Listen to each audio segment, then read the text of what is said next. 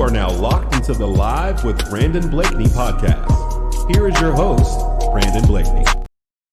Hey, what's up, everybody? It's your boy, Brandon Blakeney, a.k.a. Brandon Lee TV, back at it again. Got Coach McFadden, DJ McFadden, with me this evening from Charlotte Independence. Coach, I appreciate you hopping on with me. Hey, I appreciate you guys having me, man. Absolutely. I've been looking forward to this one, familiar with you from back in your playing days. Obviously, now giving back, becoming a coach, finding that next chapter. Before we get started, just kind of take us through how you got introduced to football. I know it's a game that you've dedicated a lot of your life to. Yeah, man. My pops obviously introduced me to the game when I was young. Back at Jacksonville, North Carolina, that's where I was born, and he was coaching Little League. He started off at like 18 when he started coaching. So he kind of introduced me to the game, man. I played Pop Warner all the way up middle school, and I had the opportunity to play at Independence, like was able to go to East Carolina, play there for 2 years, and then transferred and finished at Winston-Salem State, and then immediately jumped into coaching, man. So been in the game a long time, probably, I'm 34 now, man. So I'll say probably, 25 years or so, 26 years or so. And the game's been good to me, man. And, I'm glad to have my opportunity to get back. Absolutely. I know last year was a big year for you guys, winning a bunch of games, 11 games. You won a lot as a player as well. I don't want to spend too much time on the streak. I know you get asked about that all the time, and y'all are definitely trying to move past it. But I just wanted to get your opinion on something with just how social media and NIL is working today. How do you think you guys would have dealt with that type of attention back then? Oh, man. That's tough because, we didn't have all that back then, man. So, and I bring that up a lot about how social media has kind of changed the landscape of sports and high school sports. But I don't know, it would have been an exciting time for real. 16, 17-year-old kid with the opportunity to make a little dollars. But I think it's good and bad in it, man. I definitely, for the players, I think it's a good thing for them to, be able to obviously earn a little money off of it. But I don't know, man. It gets tricky when you really start talking into the high school levels. But, if I was a kid, I would have been all for it too. You think there would have been some guys on y'all squad for sure that would have cleaned up? Yeah, for sure. We would have had a couple of them. I probably would have been one of the bottom feeders we had for real. Hey, they all love the quarterback now, Coach. Yeah, no doubt. No, but absolutely. Now making that transition, I actually watched an earlier interview you had with the Observer, and it was something that I talked to a lot with players about when you do hang up the cleats or the shoes or whatever, finding that next passion that you dedicate your life to or put that time in. Take us through that journey, how it was for you being able to find coaching. It's crazy, man, because people don't realize it, but sometimes, when you're an athlete and you've been doing that your whole life, and then all of a sudden it just kind of ends, you hit like this little wall where you're trying to figure out what you want to do. And, for me, immediately when I moved back to Charlotte, obviously started working, and, I just was not used to the 9-to-5 life. And it was just like, nah, this ain't it for the next 30, 40, 50 years or so.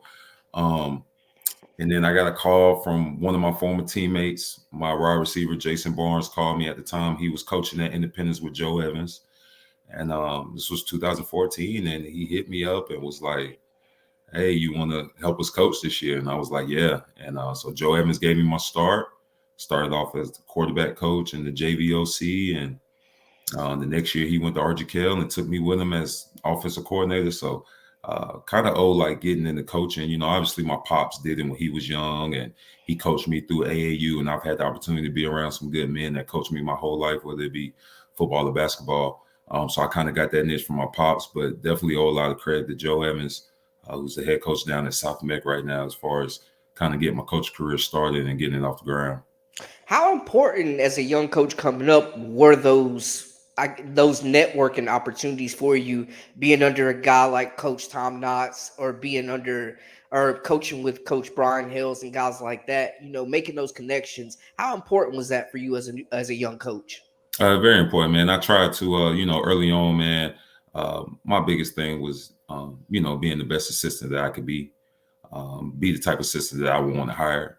Um, and I kind of just found, my way to maneuver around that coaching world, man. Early on in my career, I was able to go to a couple of the national coaching clinics with Joe and meet a lot of people and shake a lot of hands. And, um, I've always kind of prided myself on being a good coach to where, when I was available, schools, wanted to bring me in, and same deal. I tried to be the best assistant, man. And, you build it, same thing as teammates in that locker room, man. Like coaching, some of these guys are, some of my close friends right now. Brian Hales, we worked together for a year.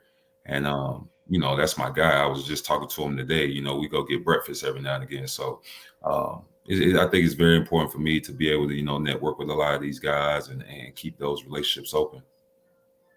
Is that tough with Coach Hills? I know you spent some time at Butler, but you guys, I mean, it ain't no love lost between those two programs, but I know a lot of respect too. Yeah, it's me and Hales got a respectful rivalry going on. You know what I mean?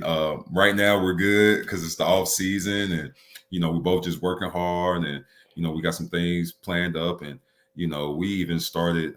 I don't can't think of any other schools that really do this, but we're rivals, and we get together in the summertime and do 7-on-7 against each other just because our kids like to compete, and it's good to go ahead and get it kicked off, but.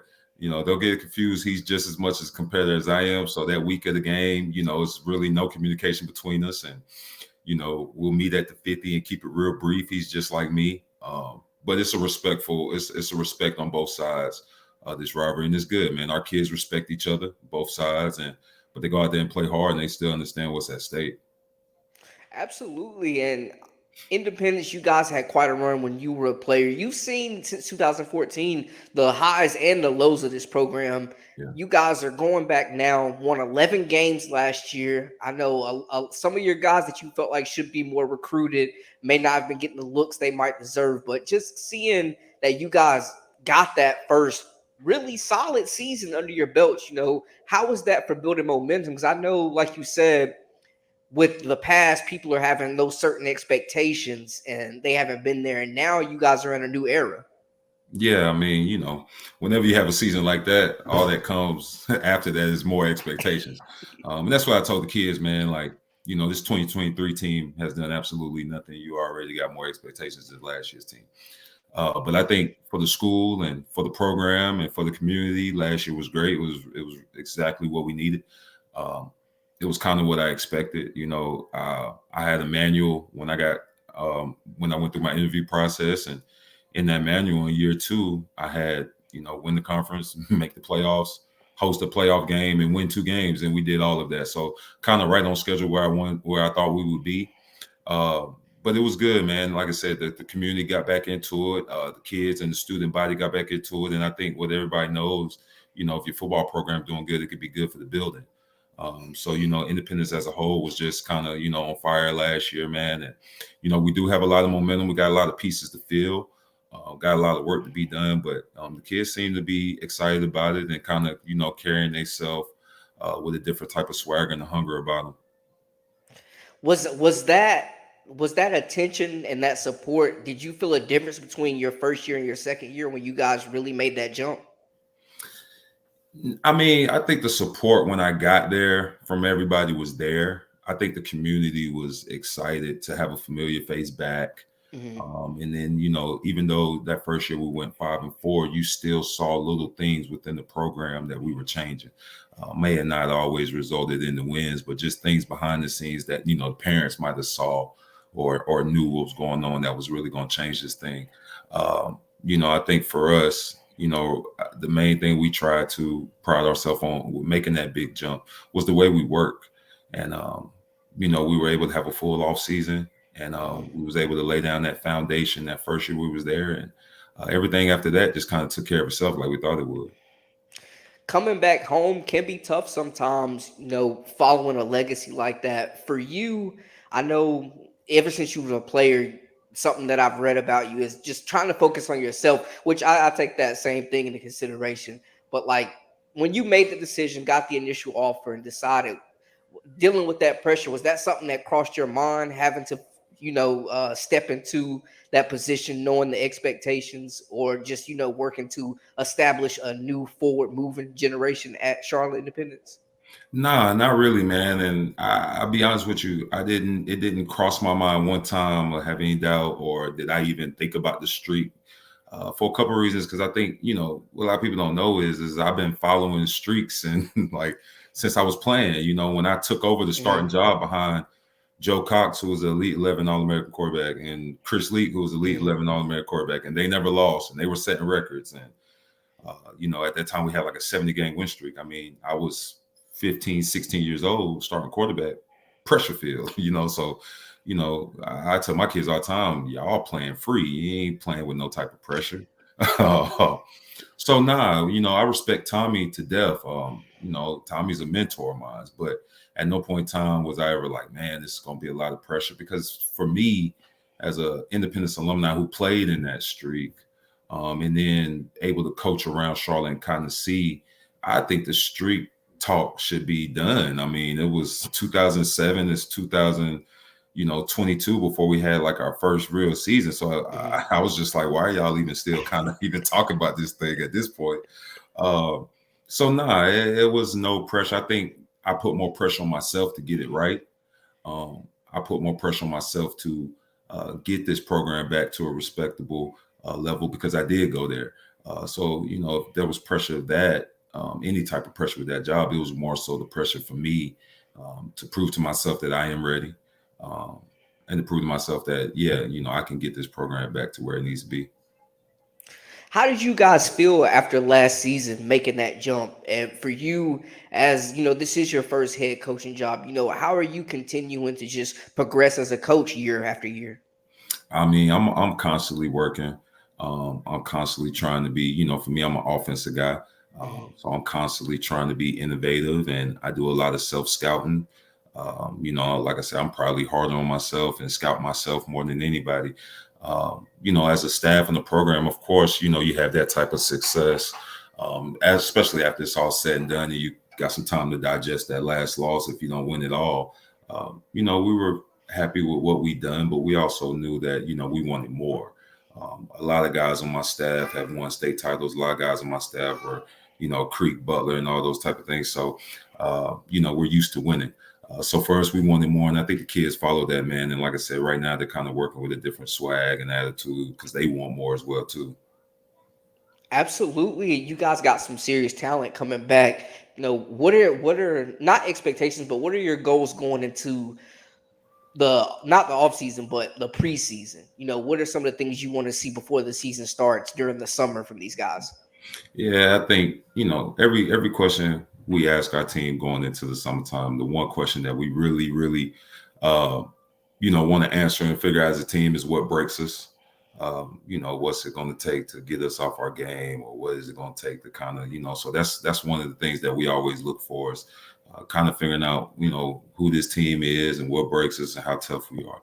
Obviously, we want to continue to build our depth. I think that's the one thing program wise where we're still like trying to really, really build is our depth and just overall numbers in the program.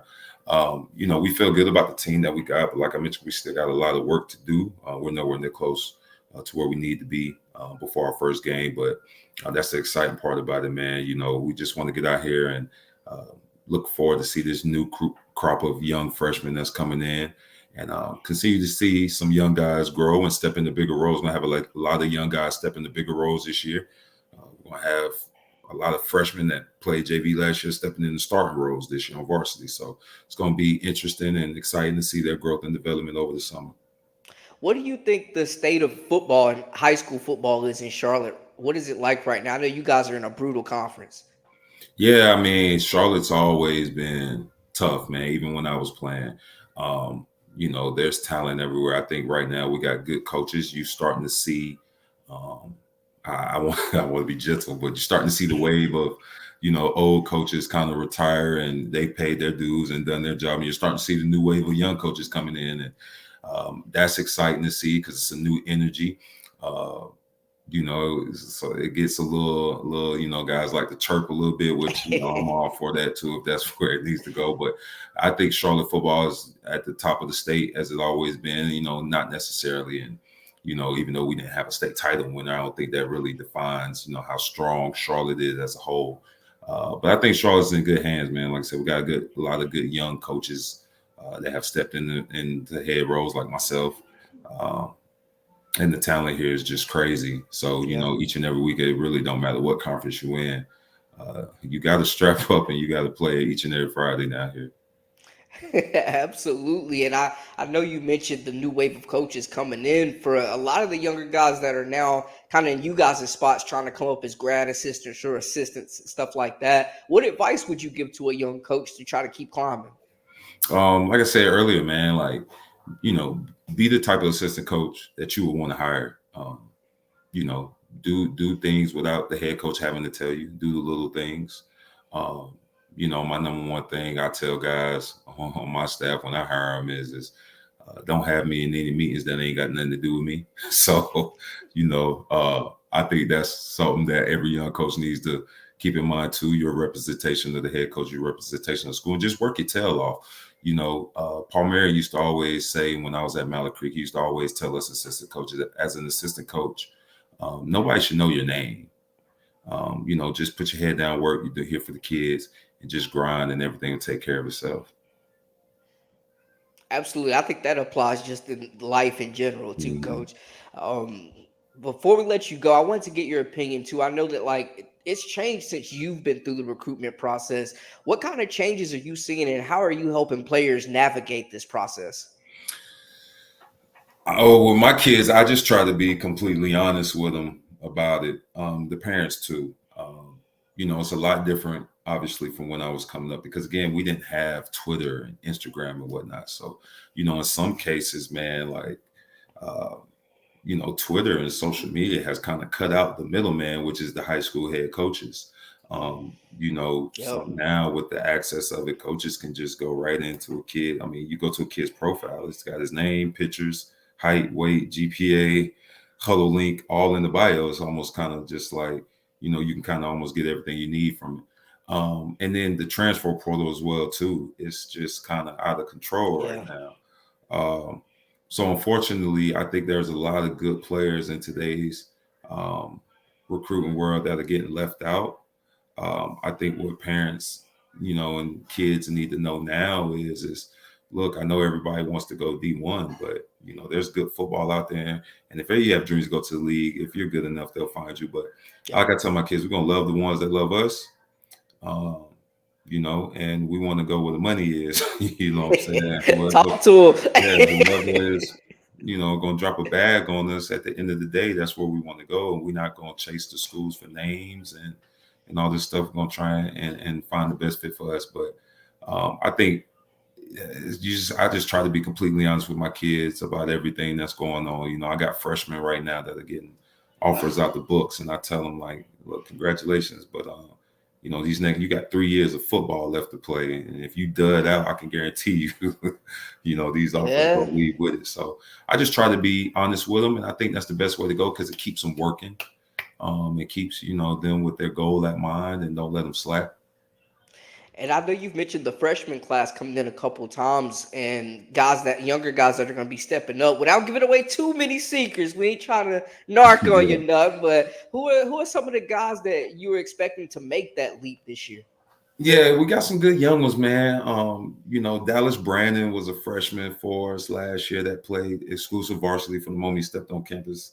He played DN last year. This year he's going to stand up and play our Mike linebacker spot. He's had a great off season. He's up to about 9 or so Power Five offers right now. Okay. Um, we got the big time safety Quentin Reddish, who'd be a senior, but he's got a younger brother who will be a rising sophomore, Nick Reddish, who has a couple Power Five offers right now, who'll be stepping up into start roles. And we got a couple other young ones. Prince Young is another ninth grade receiver who's had a pretty good spring and going to be looking to step into some big roles. Jonah Matthews is another freshman corner who had a good offseason who's going to be stepping up. Jaden Jones is another freshman running back who played. We got about a good group of guys that are going to be stepping up, had a good offseason, got bigger and stronger faster, who I think are poised to kind of burst onto the scene a little bit. Hey, we definitely keep an eye out for you guys. Let them know where to follow you and the team at on social media, coach, so we can follow. Yeah, you can follow me at DJ underscore McFadden 11. And don't get me the line, but if I'm not mistaken, our Twitter, you can follow Independence Football at Big Eye Football 1. Respect. Make sure to give him a follow. And Coach, I saw you was crazy about that beef jerky. Now I'm the same way. I don't play about No, that jerky, bro. in the morning I gotta have that coffee and that jerky, and I'm good. I'm trying to tell you, man. But Coach, man, I love your energy. Guys, make sure to give him a follow. We appreciate you chopping it up with us. That's a wrap for us. For all the latest and the greatest, this has been Live with Brandon Blakey. We out. Appreciate it.